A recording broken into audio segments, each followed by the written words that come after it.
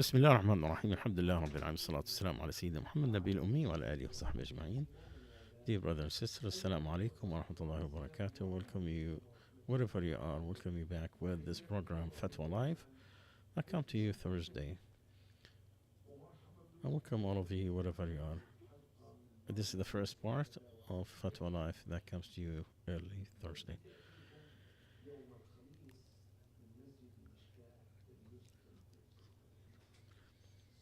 The first question tonight. A sister, she has cancer. She did not fast Ramadan last time because she went through surgery and some chemotherapy.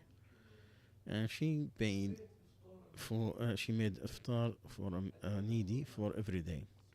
Now she feel better, but she still takes some medicine every once in a while, and she cannot have the strength to. She don't have good to fast, and she cannot make up for last year. What does she do if Ramadan comes in? She didn't make up for last year. And what if she cannot fast Ramadan at all? Well, first of all, my brother, the sister, if she is sick, that's a reason not to fast.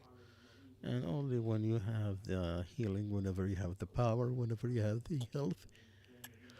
Allah said, if you are sick or if you are traveling, then you do it some other days. But so whoever witnessed the month, let him fast it. But if he is sick or traveling, then he can make up on some other days. And as long as you still have the same excuse, that illness still continues, then there is still the excuse. However, if the sickness become like terminal, then it become obligatory to feed. We go from fasting to feed a person for every day. Alhamdulillah, Allah has mercy and His ease on His servant. And we ask Allah Azza wa Jal to heal her and to give her quick recovery. Second question, my husband, he works in a car company, and he have employees who are stealing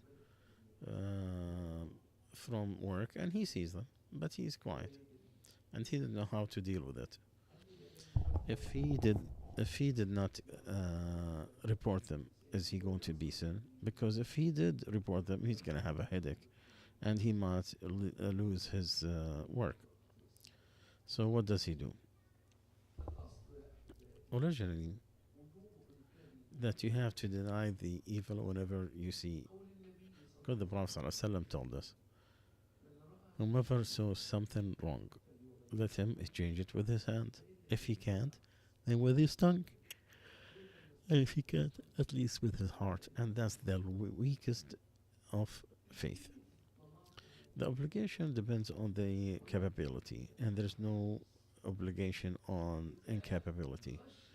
If you fear that you're going to lose your job for certain, or your best assumption that you're going to lose your job, then inshallah he's okay by denying what he sees. And to give those who are indulged in stealing individually to fear Allah and to stop the evil that they're doing. And if he's a Muslim, you tell him no, a thief who steals and he's still a Muslim. All the matters for the Muslims are sacred, and one of them is his honor, his blood, and his wealth. And know that the rights of the servant will never ever be forgiven except by paying back or being forgiven by the person. There is three types of things that happen to judge. One that Allah will never forgives, which is having partnership with Himself. Allah will not forgive that. Another, Allah will not leave it at all. The rights of people between them, the justice, no matter what. And one that Allah don't care much about, from a fasting that you forgot or left, or a prayer that you got. It is up to Allah. If He wish, He will punish him, or He will forgive him. Third one, I wanted to know your opinion about investing in real estate using the Islamic financing. There is nothing wrong originally to deal with them. And the Islamic bank or institution, any bank that declared in its identity that Islam is the reference that they go back to and that will rule their actions. And they have a board that oversees the transactions. If that happens, then it is an Islamic bank, Islamic financial institution.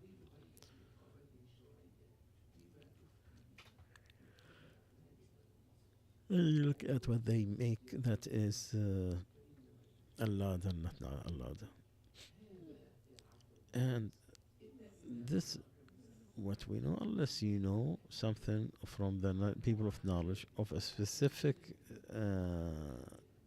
trade or certain transaction that is wrong or could be doubtful, then that one is the one that you need to be aware of, and everything else should be originally permissible. Second question: my sister wants to go to Umrah, but she is expecting her period to come at that time. They told her to take birth control because she might find different blood that istihada, which is she could still make her wudu and make the application. Is that right?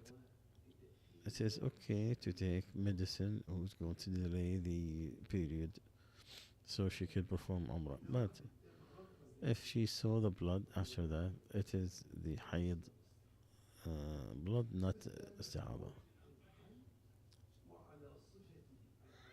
Because if it is still on the period, then it is, and the woman then know it with the smell and the color.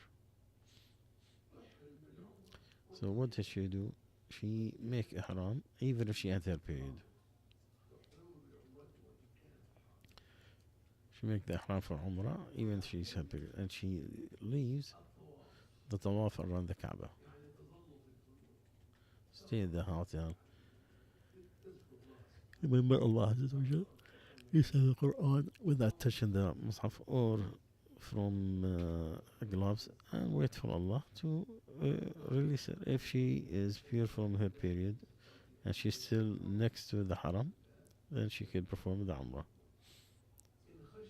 If she is not, she's afraid she's going to.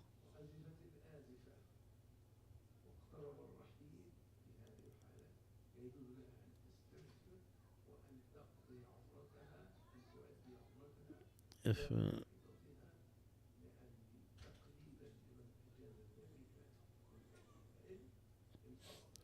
so, the tawaf it needs to purification, but this specific place, Shaykh Islam Taymiyyah said, and Ibn Qayyim, that she can, and she cannot go back very quickly.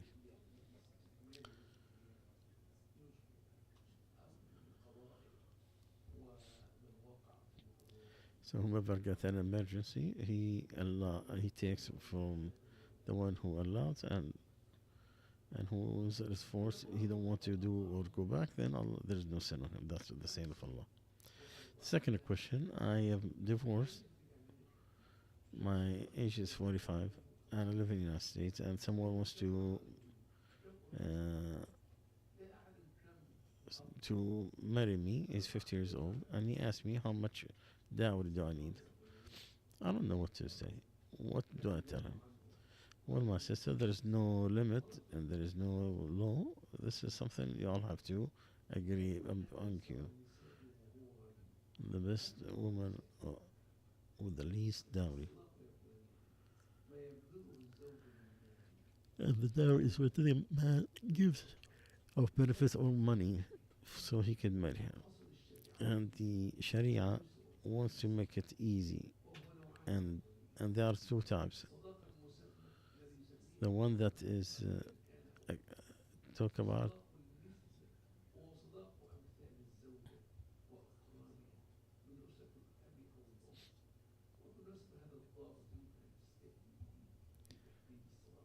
And with this, you could decide on the dowry or from the people of your city.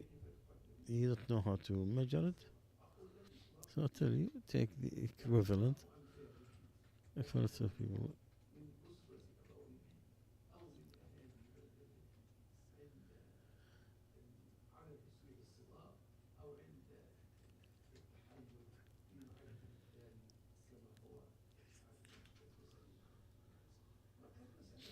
Another important issue: the establishment of the household of marriage.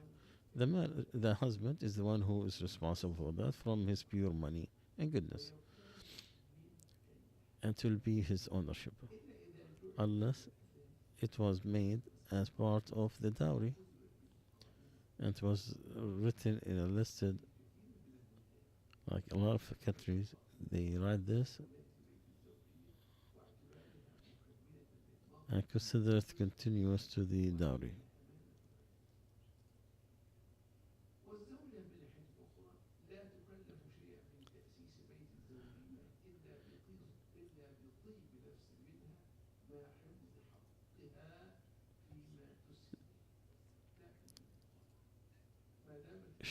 If she's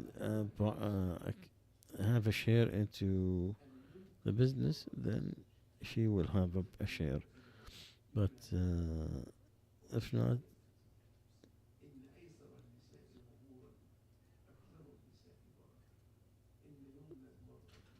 the ease of the woman, it is ease,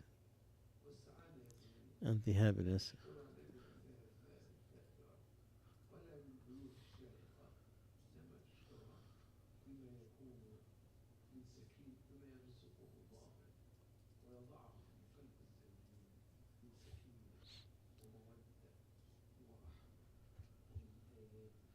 From Allah Ta'ala that He have created to you from your souls, husbands, so you could live in it.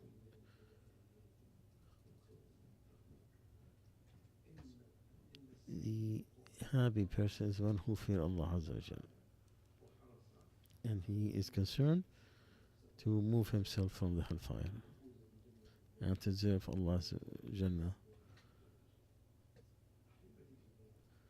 We'll stop here, inshallah. We'll continue in an hour or two. سبحانك اللهم وبحمدك نشهد أن لا إله إلا أنت نستغفرك ونتوب إليك.